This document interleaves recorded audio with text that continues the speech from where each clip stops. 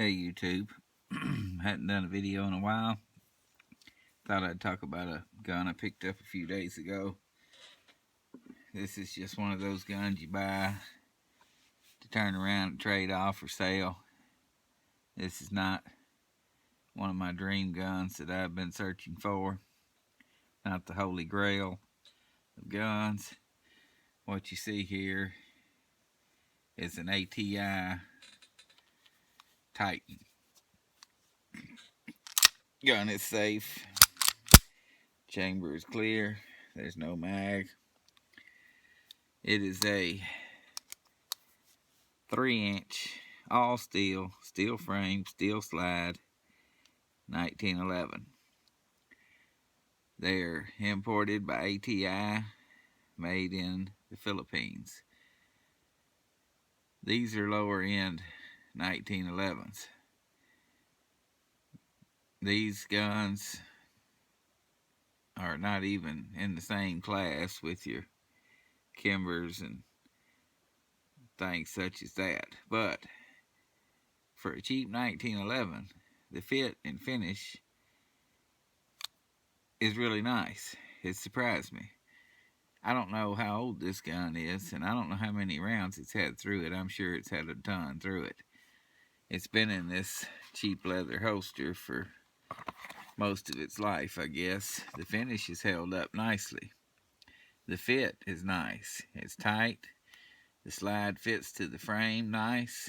So you can look back here on a 1911, and a lot of times the fit between the frame and the slide will be terrible, even on expensive 1911s.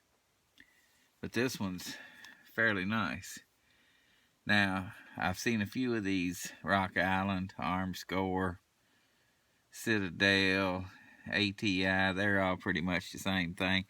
I've seen a few of them that had a front sight that was part of the slide, and I don't like that. This one is dovetailed. You can remove it. The rear sight is a Novak style target sight. Only has, the front sight has a dot. The rear sight has nothing. But these sights are decent. It has the extended beaver tail, the skeletonized hammer, the skeletonized trigger. It's steel frame, it's steel slide, it's heavy. It's a heavy gun. It's a 3-inch compact officer size pistol, but it's terribly heavy. But I don't mind that. That helps with the recoil. As you can see, I've switched to the Diet Dr. Pepper.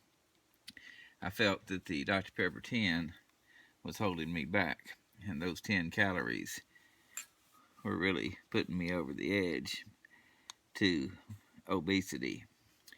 So I've knocked out them 10 calories. I should be slimming down nicely. But anyway, back to this 1911. This particular one, I'm not sure how old it is. I don't know how many rounds it's had through it. If it could talk, it would probably have a nice story to tell. But if it did talk, it probably wouldn't speak English, and I couldn't understand it anyway, because this is an American gun made in a foreign country. That's what you really want in a handgun. But anyway, I got it. I'm going to trade it off or sell it, but I have shot it, and it shot very well. And it looks nice. The fit and finish for a cheap 1911 is decent. That's all I can say. It's not that bad. It has double diamond wood grips. The frame, the slide match. It's not a bad gun. It's a bull barrel. And I really don't have that much bad to say about it, other than it's just a cheap 1911. I guess this would be the Saturday night special of 1911s. I don't even have a proper magazine for it. I have 2 full-size 7-round mags that I got when I bought it, and it came in this leather holster. when I bought it. And inside the waist, or maybe just a left-handed outside the waist, not sure, leather holster. I got a good deal on it. I bought it from a neighbor of mine that I work with, and we buy, sell, and trade guns and tools all the time.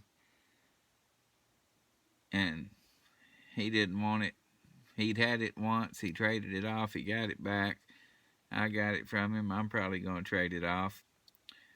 But I thought I'd do a video on it. I'm sure there's a lot of people out there that have bought these Rock Island ATI type 1911s. I'm sure some people love them. I'm sure some people hate them. I really don't have any feelings towards them. I certainly don't hate it. It seems to shoot decent. It looks decent. And it's a 1911, so it feels good in the hand. It's got the nice grip angle, the thin profile, just like every 1911. And if you wanted to carry a 1911 and not sink $1,000 in it, this might be a good option. Because I've only put 30 or 40 rounds to it, but it seems to be reliable.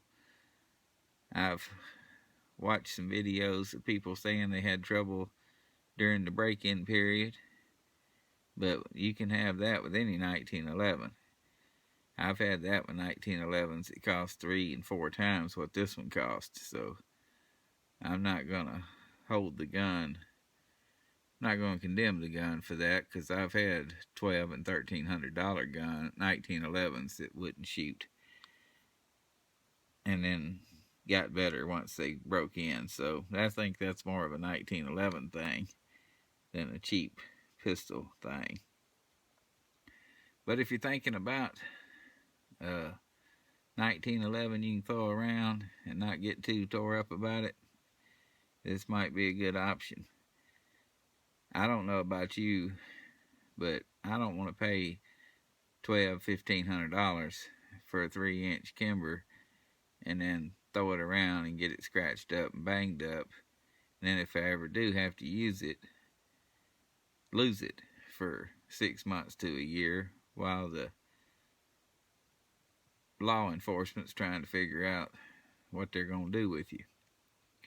But anyway, this would be the 1911 I would carry if I did carry one, but I'm not going to carry it. It's heavy. It has a safety. Reliability is questionable at best, so that's not a carry gun for me. I just got it to play around with it, and I'll trade it or sell it, and that'll be the end of that. But I thought I'd make a video and show it. Don't sell the Rock Island short, because from what I see here, they're not bad guns. The fit and finish it's on par with some guns that cost a whole lot more than this one. And I have no idea how old this is or how many rounds it's been through it. It could be as little as 400 or 500. It could be 4,000 or 5,000. I don't know. I mean, this gun, it could probably tell you a story or two. I don't know how long they've been importing these, but I know this one's at least 3 years old, and it could be well older than that for all I know. When I got this thing, I brought it home and took it apart, and it was packed full of grease. I've never seen the amount of white lithium grease in a gun in all my life. Now, I know the guy I got it from knows better than that, so it must have been like that when he got it back. But I cleaned a good tablespoon of white grease out of the slide and out of the frame of this particular gun. And I cleaned it, I ballastalled it, I soaked it, I took it out, shot it, it did well. So I really have no complaints. I got a decent deal on it. Would I pay full price for one of these? Absolutely not. I don't really care to throw $450 down for a subpar American gun made overseas. But hey, different strokes for different folks, I guess. If I'm going to buy a 1911 new, it's going to be a upper end one at least. I'm going to get the best one I can afford, that's for sure. But like I said, I got a good deal on this. It's just trading material, it's just selling material. But I thought I would shoot it, clean it, have a little fun with it, make a video on it. This video is not meant to give you a lot of information because I don't have a lot of information on it, but from what I can tell from the little time I've spent with it, they're decent quality guns from the Philippines. That's all I can say. They're better quality than I expected, and I don't think you're getting a whole lot more for guns that cost 3 times this. I've had bad experiences with 1911s. I'm not a 1911 fan. I like my guns to work and work every time, and 1911 is certainly not conducive to that.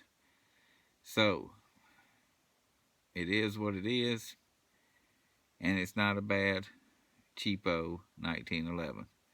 And that's about all I got to say about that. Good day.